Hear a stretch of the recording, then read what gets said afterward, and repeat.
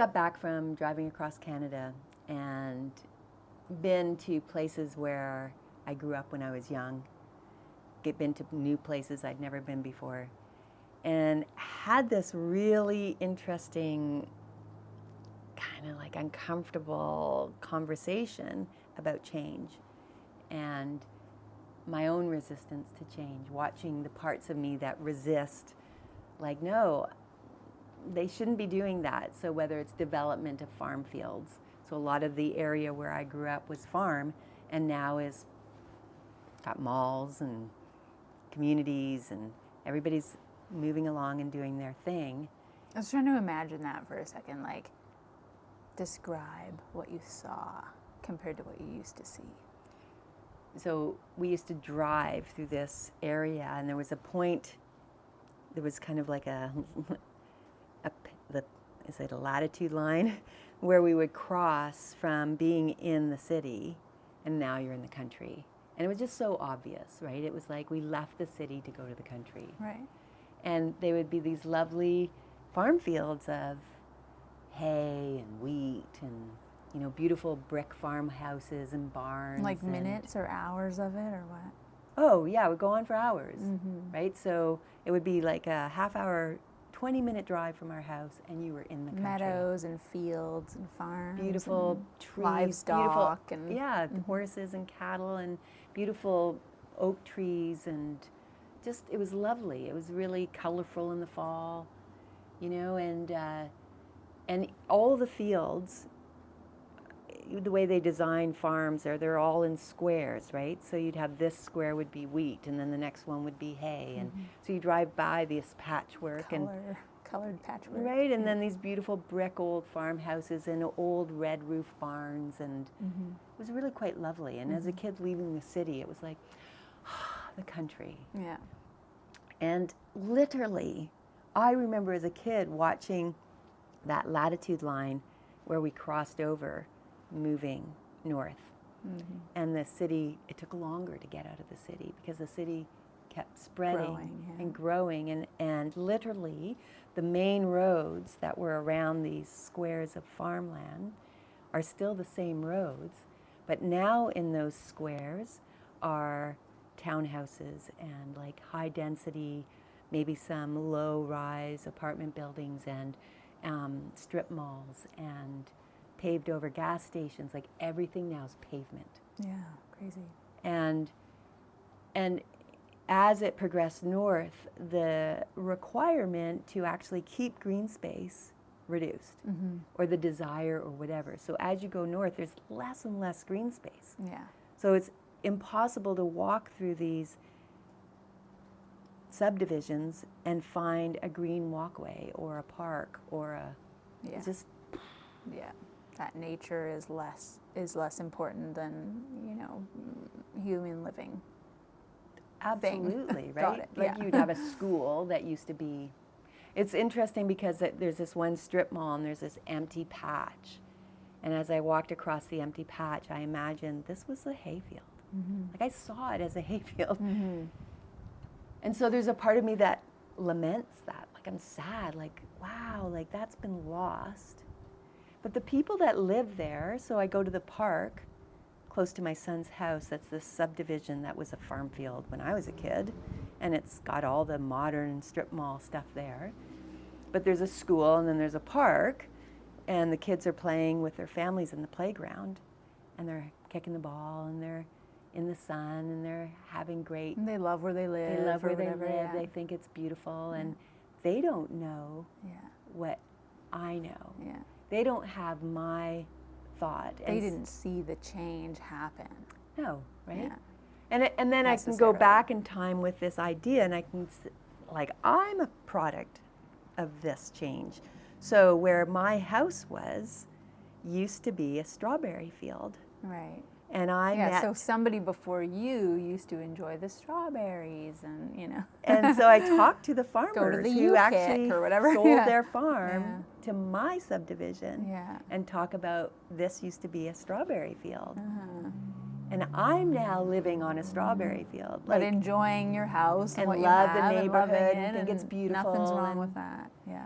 So I had this really interesting thought about how I was driving along and they were stripping forest to widen the highway, and how, you know, the old country roads that I used to travel as a kid, and they were windy and curvy and hazardous in some respects, and how I loved them like that though, because they were just so, felt like I was in the middle of nowhere, you know, I was having this adventure. And how then they straighten them, right? They have to take down the forest and cut away the rock to straighten this highway to make it safer, to make it more accessible. And so I was watching them do this on one of the highways I was traveling on, and had the thought of, because then you see it in its construction, right? Like it's and the noise and all of the you see the destructive nature of it. Yeah.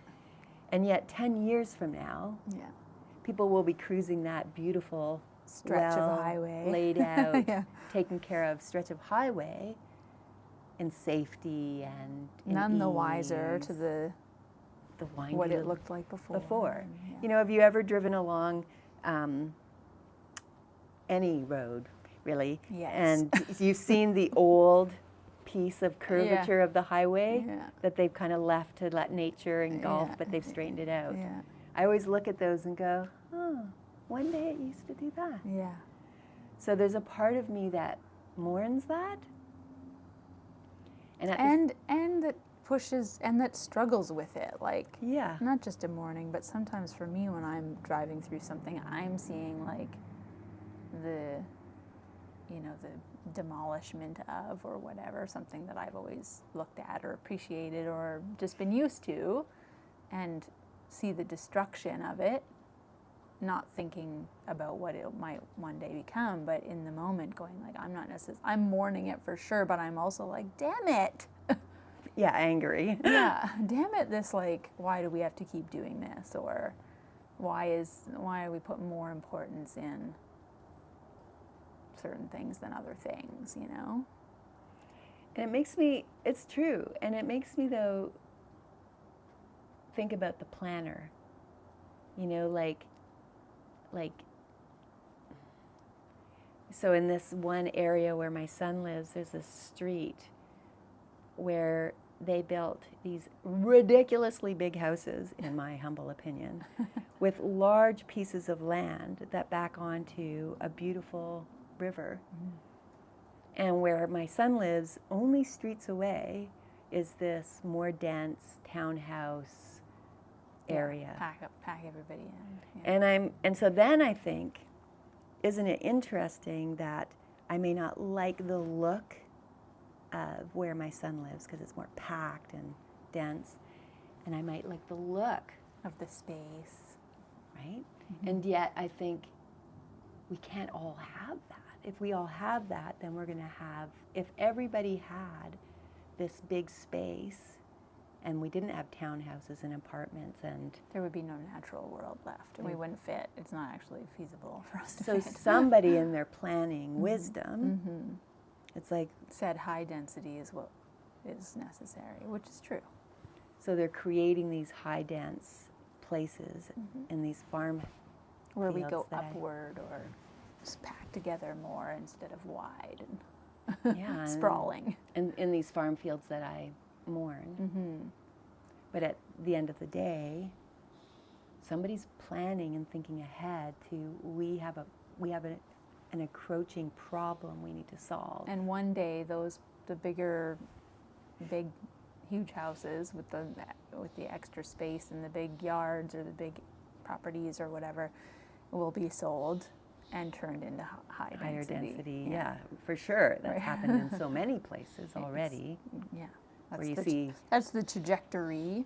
we see it in our own hometown, right? Where what do they call them? Estates get Right. turned into Yeah. high density, Yeah, or small acreages get turned into high density neighborhoods. yeah. So I'm sure we're already getting like everybody riled up with this conversation because it's Happening a bone of everywhere. contention in the world. But what's the point of it?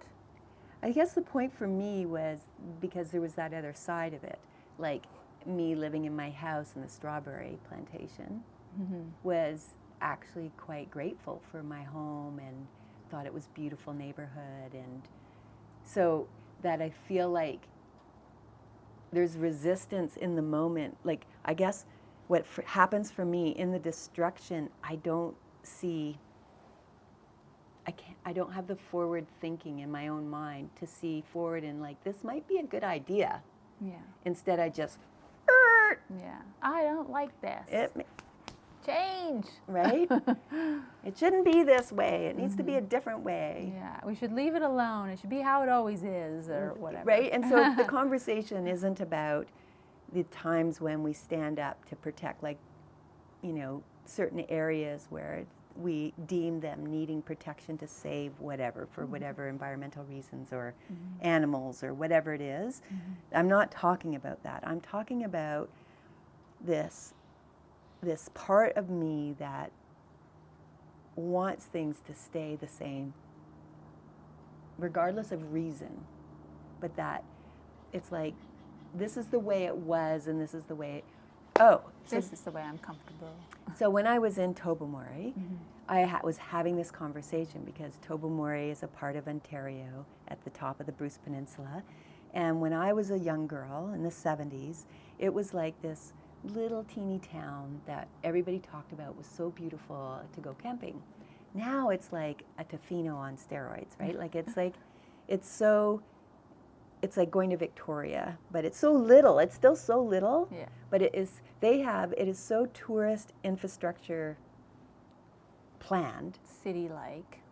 That they have a bathroom every block that tourists can access because somebody planned and said, we've got thousands of people in this town that actually only has an infrastructure for whatever, coming and bombarding on holidays. We need to actually create an infrastructure. So I was talking to a young woman working there, and I said, sad about the old Tofino or Tobermory, the way it used to be. And she right away was like, God, I'm so tired of that.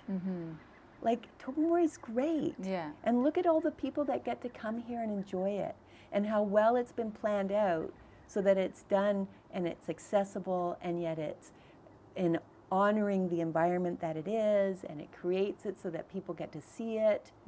Why should it just stay the same so only you have the memory and only you are the one that gets the privilege of it, and only you? She says, look at all the people that get, so it was a day and it was packed. Yeah. Shoulder to shoulder people. And she said, look at all these people that have the opportunity to come and see this beautiful wonder. And it's been planned in such a way that it's not destructive. Like, if the infrastructure wasn't there, it would be harmful. But because they created this great infrastructure, sure, it's crowded and it's busy and it's noisy and you're bumping up against people. Why not? Why are you any more privileged that you get to experience it and they don't? Or that you don't want it to be anything other than what it used to be. Right. Like, she says, I've lived here for 6 years, and she said, you know what? The people still don't consider me from Tobermory that have been here longer. Like, what's that? She says, I just have a problem with that. I live here, I work here, I'm part of this community, and yet because I'm not part of old. So what did that do to your resistance? Yeah, so it gave me, I went back and thanked her for the conversation, because it gave me the opportunity to look at my whole mental gymnastics around change and how I don't like change, and yet change isn't necessarily a bad thing. Like, change actually, when done thoughtfully, actually is enjoyed by many who come and follow after. And what's the point of resisting it when it's always happening? It's always going to happen. Yeah. It's kind of like, right away what pops into my mind is the old people in the coffee shop. I remember when, like I'm hearing myself sound like that, and I'm like, what is the matter with you? Yeah. Like, and she really addressed that in me. She really was like, Right. like, this is a great place. Right. The way it is. Right. Not the way it was. It's still great. We all have this thing built into us that seems to resist change. That I mean, take it down to its like fundamental root, and it's going to be about fear and fear of change. That's why we resist it in the first place, push back or whatever. Because it's like, unknown, it's uncertainty. Yeah, and because we've gotten, because we've And then gotten loss. comfortable and we know what this is currently, Yeah. so we don't need to dishevel that, because then we Yeah. dishevel ourselves in some way. Right? But like, you were talking about how we want change all the time too, but we resist it. Like, we're always resisting change, but we always want change, and there's this weird dichotomy in Really weird dichotomy of this, like, you know. We always want more. We want to go places. We want to experience I want to buy a new. canoe. I want to buy a car. We want to have new I adventures. Yeah. We want to grow more. We want to expand our lives in different want to directions. travel down like to all Mexico. the things. I wanna- If we do the same thing over and over again, we go, this isn't comfortable. I need to change something. Like, We're always we doing always are seeking it, and yet we like run scared, push back, pitchfork, set it on fire too at the same time. Like, Yeah, it's a really bizarre internal sort of struggle, conflict, yeah. like contrasting. And so I think that's so interesting, because if we were to pull it apart and dissect it, and I was telling a story of a neighbor who was having a day at home and the kids were in school, and she's got this lovely day a week that's, yay, a day at home, and I can focus on me and, away from the family, and got her hair done and was having this lovely day, and then she backed into a car and smashed it on the side of the street, and she's like, why does it have to be so hard? Yeah. And it's interesting, because I think that's this working out through us. That's that sort of push and pull of, my life is hard and I'm going to make a day of ease. Right? So here's something wrong and I'm going to make this right. We're trying to find comfort, or instead of, my life, this is my life and I love it, it's like, no, I need to change it. I need to make it happen differently. And more something. Right? You need to make it more somehow something. that very thought of needing it to change, Needing it to be different than what it is. creates this poof of the belief in different. Almost, like, Right. in order for us to think that we need to have change means that we don't have change. You know what I'm saying? So if I need money, then the belief is I don't have money. Right. So in order to need money, I have to be in the belief I don't have it. So what's going to manifest is over and over is actually the belief that I don't have it. Right. And in my struggle to gain money, it's always going to show up, you don't have it here and you don't have it there, and here comes another thing. So hers is, I don't have me time. I need to get me time. So the belief is I don't have me time. Smash into a car, neighbor starts yelling at me. So do you think it's not that we just resist change in general, but we run up against and don't like the changes of the things that we already think we don't have enough of? Like if it's space, Right. for example, if I don't feel like I have enough space, Right. then when I see That's great. space being, reduced in my world, it runs up against That's great. the fact that I'm always looking for space. I'm trying to get away. I'm trying to get away into the outdoors. So I don't like when I see development That's of that's perfect. population, whatever, and yet I can be totally good about other change. That's a perfect example, because what is my belief as I leave the city? It's like, Right. So the moral of the story is we need to look at the things that we're uncomfortable in change or about change, like the things that you don't like changing, the things are different that I don't like changing, and know and look at them from the perspective of this is already a belief that I hold about this subject. and that's See just it going for to that, keep. and see it for that. It's going to keep persisting. It's going to keep showing up. I'm going to keep seeing it everywhere in Because my it's a world. belief I hold. It's a, yeah. Because we are what we think. We're constantly, Yeah. what you focus on expands. Yeah. So if I focus on the discomfort or the dislike of development, Yeah. guess what? I'm going to see more of it. Well, I have some pondering to do then around the things that I don't like changing. What beliefs are under those? Yeah, I mean, it's constant, like, I was just like, wow. So what do you not like about change? Yeah. Where are your Tell us where resistance? change sucks for you. Right? I'm sure you have one. And then nail Or down your more. beliefs about it. That's the bigger journey, isn't it? The harder one for sure. Yeah.